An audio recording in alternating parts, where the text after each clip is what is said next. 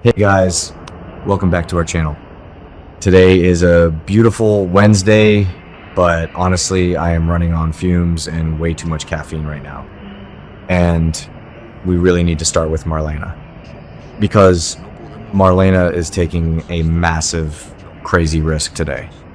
She is putting EJ DiMera under hypnosis.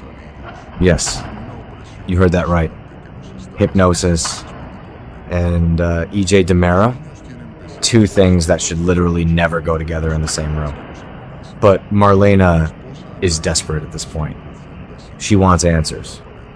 EJ has been keeping secrets for months now. So many dark secrets. He brought his sister Lexie back from the dead. He has this crazy resurrection drug called Versivix that he wants to sell on the black market. He has been lying to his brother Chad, lying about Abigail's empty grave, just lying to everyone. So Marlena decides to dig into his brain, which is a terrifying place to be.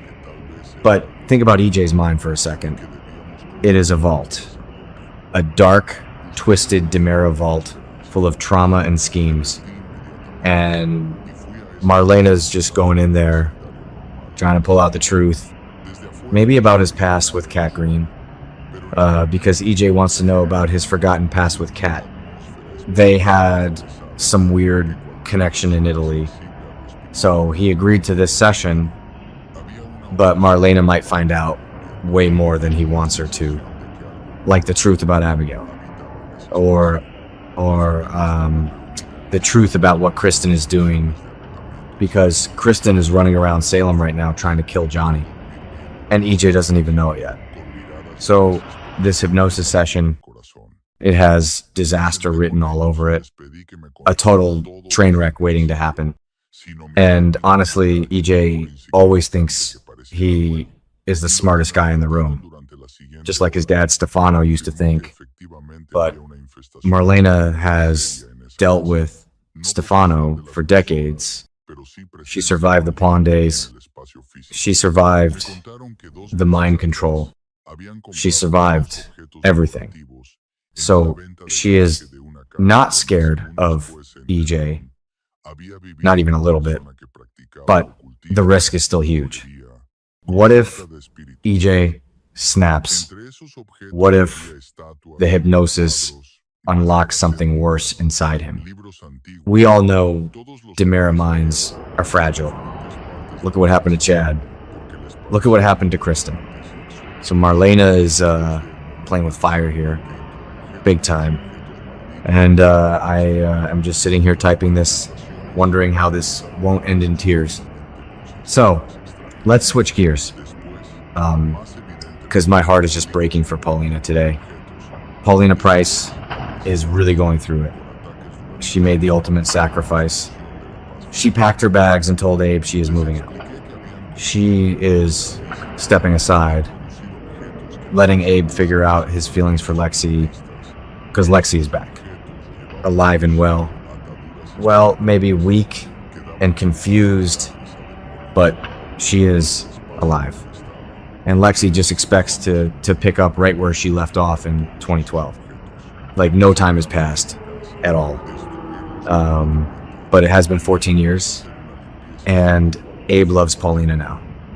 Paulina is his rock, his safe harbor after the whole TR Coates nightmare. But she loves him enough to let him go, which is just so incredibly sad to watch. And Theo sees it. Theo Carver is watching this whole thing unfold right in front of him, and it is tearing him apart. So Theo steps up. He goes to Paulina to comfort her, because he knows exactly how much she is sacrificing for his dad. Theo loves his mom, Lexie. Of course he does. He has been praying for her to wake up. He kept EJ's massive secret for months. But Theo also loves Paulina. Paulina has been so good to him. So good to Abe. And Theo hates seeing her in pain. He refuses to let Paulina break down alone. He is there for her, even when his own life is a total mess. But Theo is under so much pressure himself right now. He is the executor of Stefano's will. He knows about the resurrection pods. He knows about the secret basement. He is carrying the weight of the world on his shoulders. And now he has to watch his dad tear his heart in two. Between the love of his past and the love of his present, it is an impossible situation. And Theo is just caught right in the middle, trying to hold everyone together, while he is barely holding himself together. And Jada is pretty much out of the picture for him now, because she is busy getting hot and heavy with Sean Brady, so Theo has no one, except maybe Gabby. But Gabby is a total disaster too right now. And speaking of disasters, let's talk about Amy Choi. Because Amy is losing her mind, completely losing it.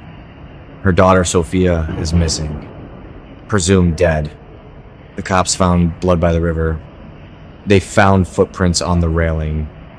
They think Sophia jumped or was pushed.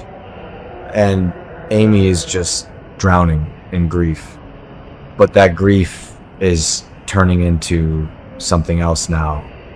Something dark. Something dangerous. Amy is turning her pain into a weapon. And she is aiming it right at Holly Jonas, because she needs someone to blame. And Holly is the easiest target, because Amy blames Holly for everything. Sophia left a suicide note, a fake one, by the way, because Sophia was actually trying to frame Holly and leave town. But then Kristen DiMera bashed Sophia's head in with a rock and dumped her in the river. But Amy doesn't know about Kristen.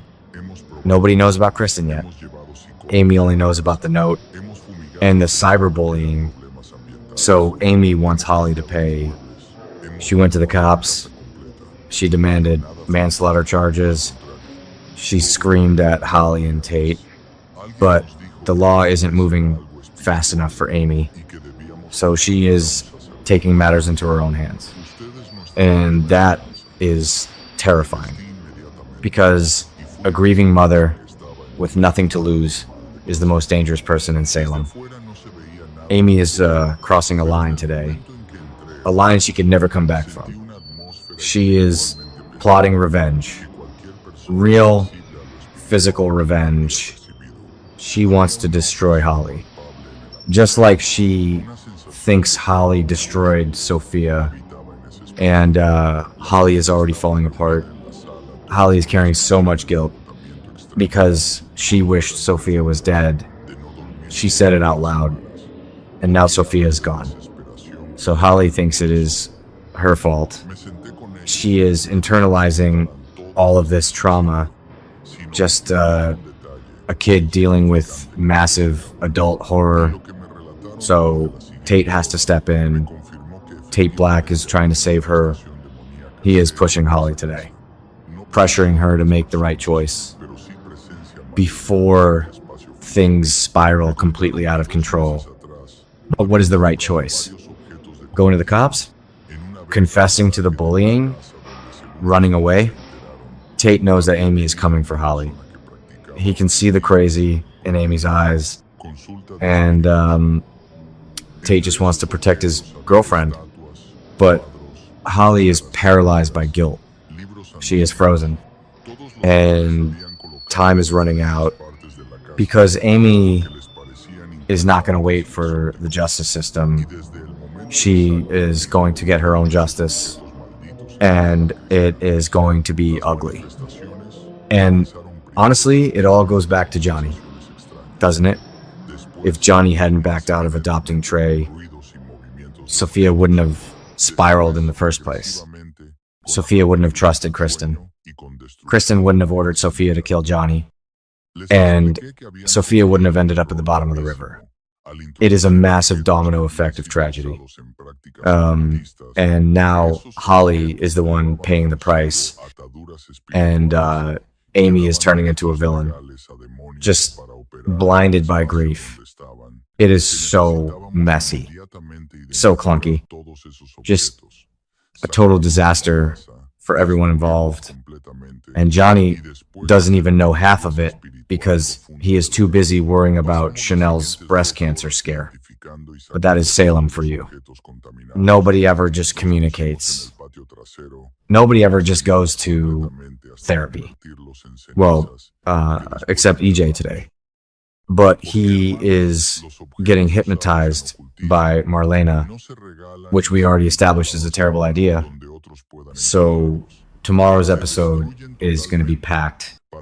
We have mind games at the hospital. We have tears with Paulina and Theo. We have dangerous revenge plots with Amy. And we have teenage panic with Tate and Holly. It is a lot to process, and my fingers are literally cramping from typing all of this out. But you guys need to know what is coming, because the fallout from Lexie's return is just beginning. The fallout from Sophia's death is going to explode, and EJ's brain might literally short circuit. It is going to be wild, and we will be here to break it all down for you, as always, even if we are exhausted, because the soap never sleeps. And neither do we.